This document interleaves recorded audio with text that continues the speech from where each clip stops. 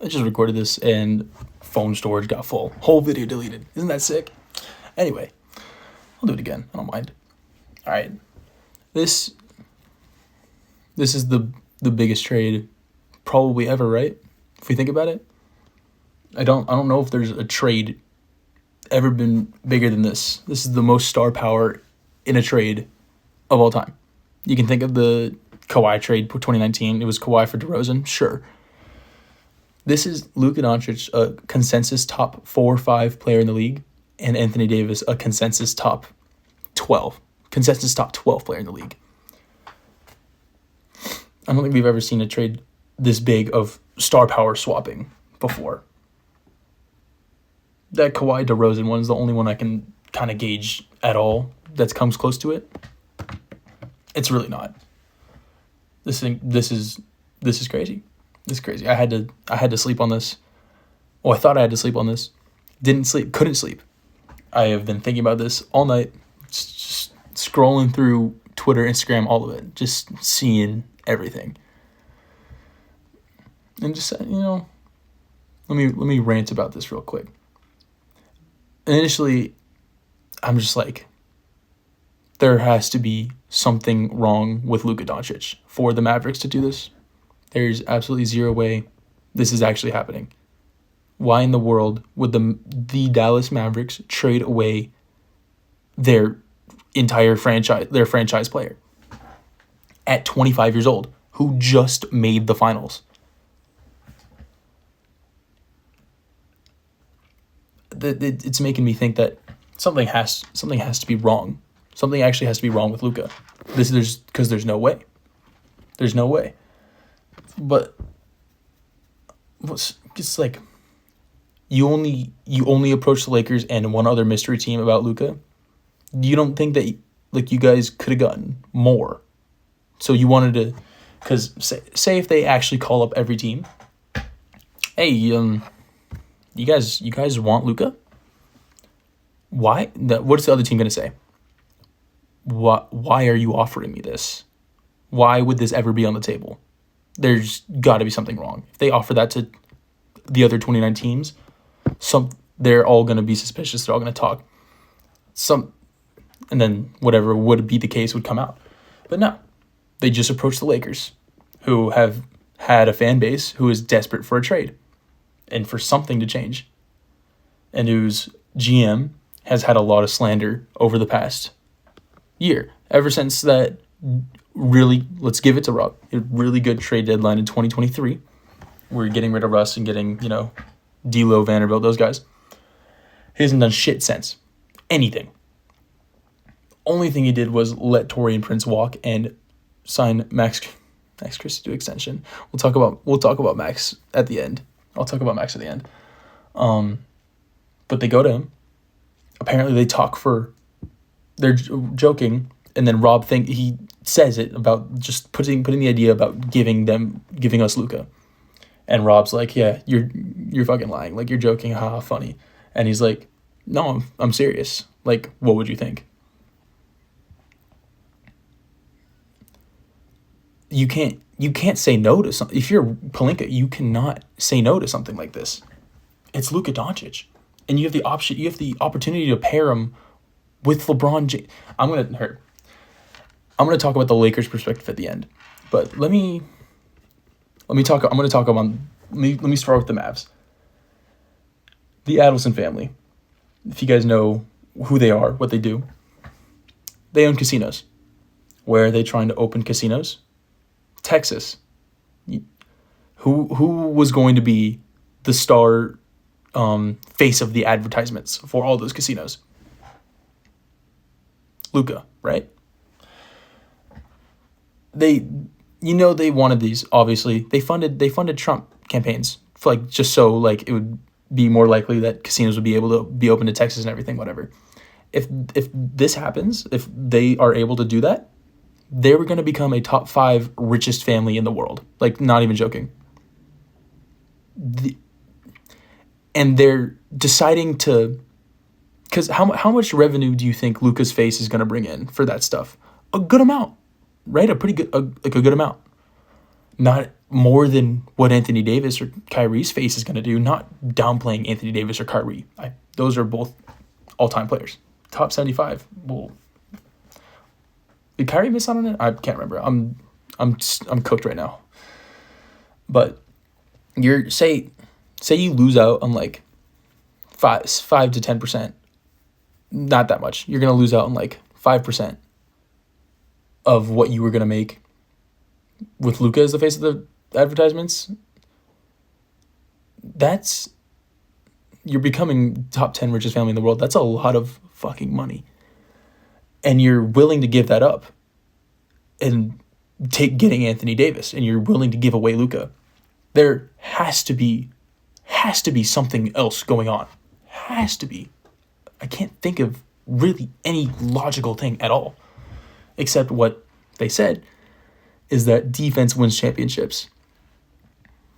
And if you guys go back, watch the entire 2024 finals. Just look up Luka's defensive lowlights, I should say. It seriously looks like he doesn't want to be there on defense in the finals. That was one of the worst defensive performances I've ever seen in my life. Ever. And just that alone, and then saying that, I guess you could kind of see, where they're coming from, because you're getting Anthony Davis, right? Who should have 2 or 3 defensive player of the years by now. Whatever. And you're giving that up. You're giving Luka up for Anthony Davis but you're saying that defense wins championships, and you saw what Luka did defensively in the finals last year. Really bad. So I guess that is the only thing I can see any kind of justification for the Mavericks doing this. But I'm thinking there has to be something wrong. Something's severely wrong with Luka. Luka's basketball career is in jeopardy sometime soon. And the Lakers know this, and they're saying, fine, we're going to give him his physical. Because if you guys remember 2007, I think, Tyson Chandler was traded. I don't remember where. But he had a foot injury, whatever. They did his physical. The foot injury was way, way worse than what they thought. So the trade, it rescinded. The trade rescinded. Never happened. But so if the Lakers knowing this, they do that physical, say if it does, Lakers are still fucked. So is Dallas, by the way. But Lakers are still fucked. Anthony Davis his trust is gone. He feels, I'm guaranteed Anthony Davis feels betrayed about this. Same with Max. Hope to God that's not the case, right? This trade gets rescinded because Luka's something super, super duper wrong with Luka. But other than that, that's the only thing I can think of why Dallas is doing this trade. That is the only thing I can think of. And then I look at the new Dallas roster. I might be crazy for saying this, but I genuinely like the new look, the fit on paper of this roster better than it was yesterday.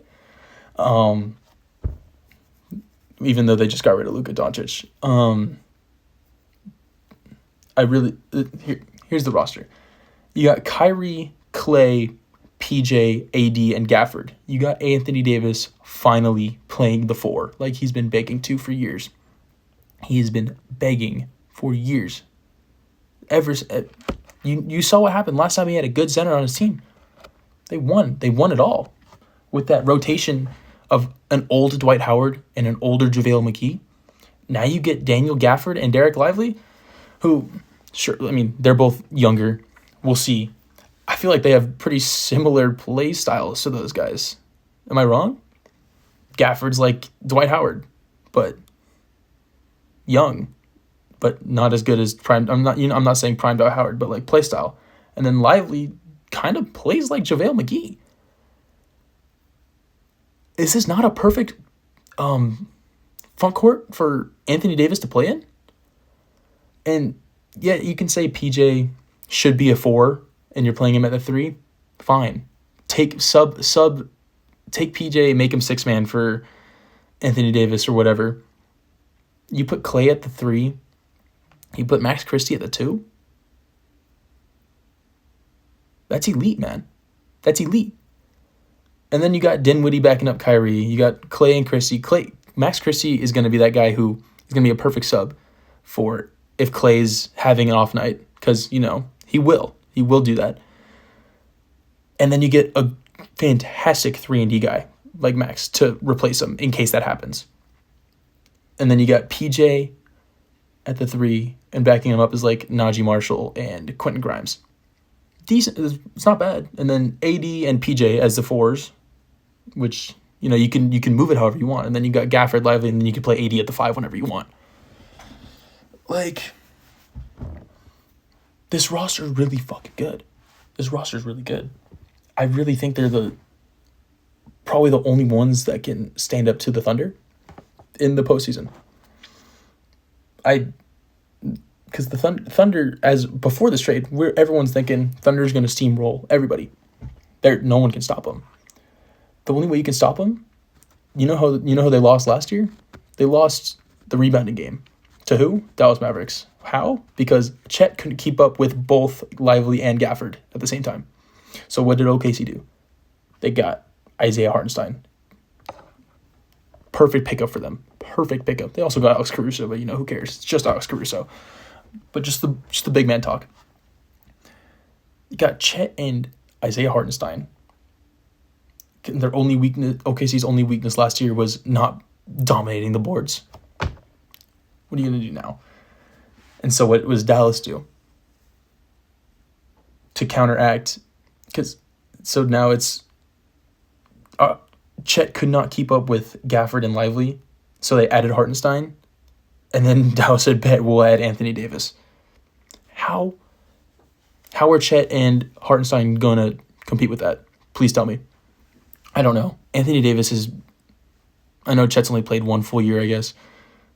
Anthony Davis destroyed him every time they played against each other. He did. I don't want to hear any rebuttals on that. He did. Because the only way you can beat OKC is on the boards. You're not going to beat them on backcourt or small forward, whatever. OKC wants to play fast basketball. They don't want to have to play Hartenstein and Chet at the same time. That's the last thing they want to do. They want to have SGA, J-Dub, Lou Dort, and with Chet, and then their forward would be J-Dub, but their 3 would be like Isaiah Joe, Alex Caruso, or Aaron Wiggins. Not a bad selection, right? You're not going to beat them on backcourt. You have to beat them in the front court. And when Chet develops, by the way, this team's not losing a single game. Sorry. But this year, I think Dallas is the only team that can now knock off the Thunder and probably might win it all. I really like the new look of this team. So, as a Dallas fan, you're super upset that you got rid of Luka, especially out of the blue, no warning, nothing. But the team looks really good. Only time will tell, Only time will tell. If they don't win the championship, then yeah, fucking horrible trade. But I seriously think their championships odds, in my eyes, have gone up. I would not like to play this team in the playoffs at all. But Lakers standpoint, this is I don't know how to feel. I'm ecstatic we got Luka. We have Luka Doncic and LeBron James on the same team now. Are you kidding me? But the thing is, this trade, we're no more contention. We're not in contention at all anymore. You got Luka and LeBron. What are you talking about? Who's gonna play big man? We gonna put Austin Reeves at center? That might be our only hope. I'm not even joking. We got starting lineup would be Luka, Austin Reeves. Knowing JJ, it'll probably still be Rui when it should be Dorian, but let's just say Rui for now. Luka, Reeves, Rui, Braun, and Hayes. Every team scoring 140 points on us a night. We're not going to hold a team under 100 points the rest of the season. I am guaranteeing that now. And then you got Gabe backing up, and Bronny, by the way. You got Gabe and Bronny backing up Luka. You got DK and Cam Reddish backing up Austin. And then you got, DFS, Rui swap, whoever you want to play at the time. DFS for the defense. And then Braun sub with Vando, who you guys, Vando's one of my favorites of all time. I love his play style. I love it. But then you look at the center position, and you got Jackson Hayes, Christian Koloko, and Trey Jemison III. None of those guys can shoot from past 4 feet from the basket, by the way. Also, none of them can play defense or get rebounds. Hayes is a great lob threat. It's really the only thing I can say about him. And he's been hustling pretty well. I don't like him as a person either, though, so, it's just bad. Can you imagine what Nikola Jokic is going to do to this team? Because we're right next. We're tied. I'm just gonna say we're tied for the 4 seed, 5 seed. We're tied for the 4 seed with the Nuggets. We're gonna drop. We're to the 7 seed, right? We're still gonna make the playoffs because LeBron and Luka in a 1-game series, 1-game play-in game is not gonna lose. Then, especially if they have 2 chances, they're not gonna lose 2 in a row. Say we get the 7 seed out of the play-in, win that first game, keep the 7 seed. We'll play like Houston, who's been playing really good, or we play Memphis. I kind of see us winning. We could win either of those series. I'm not going to lie. I could kind of see those happening. But say next round, who do you think we're going to play? From that 3 seed spot, probably. 3 seed, 4 seed, whatever. Probably playing the Nuggets. Do you know what Nikola Jokic is going to do to us?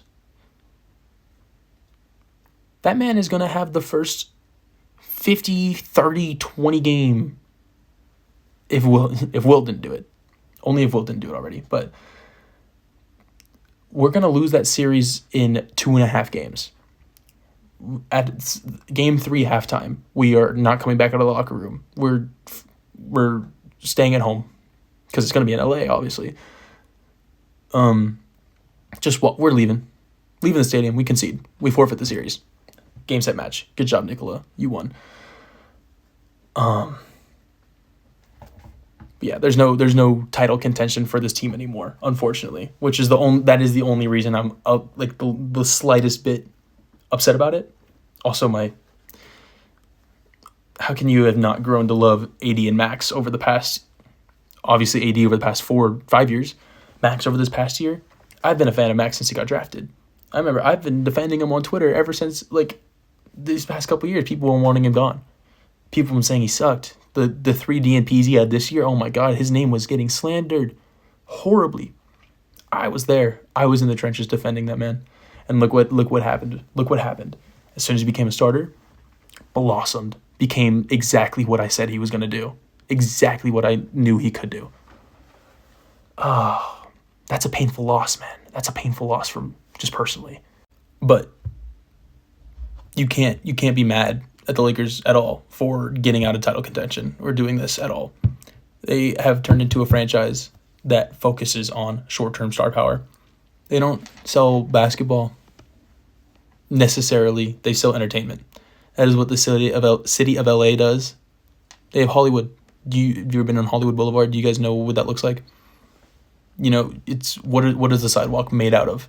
Stars. It's made out of stars. LA is for star power. What did they just do? They got Luka and LeBron on the same team. You can't ask for anything better for this specific franchise market at all. That is the coolest thing you could have done. Coolest thing. So at any point, this trade was absolutely a huge win for the Lakers. Even if Luka has a serious injury, can only play 3-4 more years. Worst case scenario, right? That whatever comes to fruition, it's still worth it. It's still worth it for how much money the Lakers are gonna make in those 3-4 years with Luka Doncic. Man, how the rich get richer, and am I complaining? Absolutely not. Absolutely not. I'm going to complain and be sad about not being in contention for this year. But that is it. The Lakers are going to be on national TV for the rest of time. They're going to have every single game on national television. How can you not? How can you not have that? But looking from now, actually focusing on the future, people are saying we're going to trade LeBron. And if we do, by the way, let me entertain it for a second. If we do trade LeBron, we are either going to trade him with Bronny, no matter what, obviously, to Golden State to team up with Steph like he's wanted, or back to Cleveland. You guys know how good Cleveland's doing this year. LeBron on that team would be amazing. What's Cleveland's only weakness? Their small forward position, because they're switching between Isaac Okoro and Max Strus. Very solid players. That is their weakness just on paper wise. You put LeBron James in that? Are you fucking kidding me? Whatever. Anyway, Lakers are not trading LeBron. They're not trading LeBron. It's not going to happen. The whole point is to have Luka and LeBron on the same team. That is the entire point of this. It's not happening. But so you look at it. I don't think Rob is going to make any more trades this offseason, especially. Definitely not. I don't have faith in him. I don't want to say I don't have faith in him to do this. You know what? No, I don't have faith in him to do that. I don't. Because this Luka thing just fell in his lap. This wasn't a good job, Rob. This was not one of those. Dallas just was like, here you go. Here's Luka Doncic. And Rob's going to get praised for it, which I'll let him have his flowers for a little bit. Let him have it. This wasn't like, Rob, you did amazing. You did awesome on this. He was handed this. That's just the fact. So I don't have faith in Rob to make another trade to make us contenders for this offseason. This postseason. But looking at this offseason, what center is looking at LA when we're gonna have some cap space, right? Right? A little bit, right? What center or big man is looking at this and not wanting to catch lobs from Luka Doncic and LeBron James on your team? Two of the greatest passers in the game right now, possibly all time. LeBron's top 3 passers all time.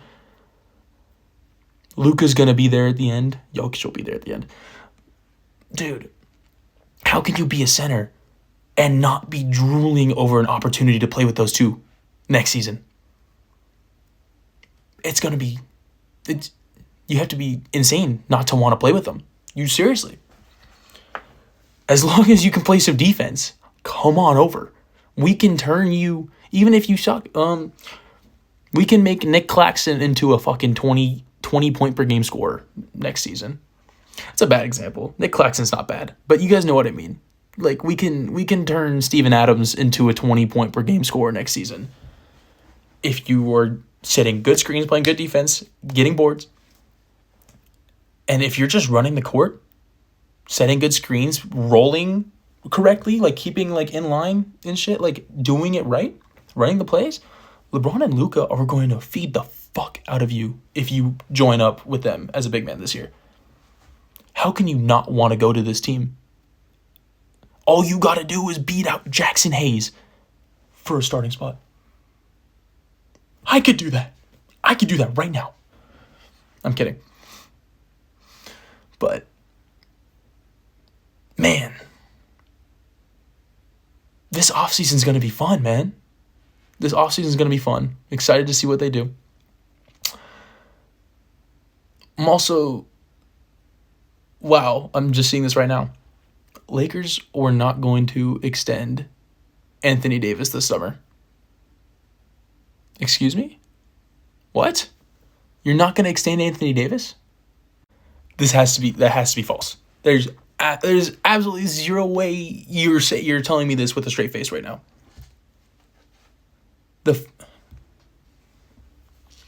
This has to be. I guarantee they're saying this purely to get like people like me, like who miss AD, purely to get us to be like, oh, okay, fine. If we were going to get rid of him anyway, who cares? It's Luka. We got Luka. Who cares? We were going to get rid of him anyway. That's got to be a lie. I don't trust that at all. I don't trust that shit at all. That's a real report. Oh. It's got to be fake. I'm not even, I'm not entertaining that. That's got to be fake. That's pretty much it. Oh, Luka did a couple years ago say that he said he was gonna reunite with DFS at one point. There you go, you got it. Maybe that was Rob's plan all along, signing DFS back then. No, Rob's not that smart. No. That's pretty funny, isn't it? Anyway, that's all I got so far, man. The NBA is a wild place. Gotta love it. You really gotta love it.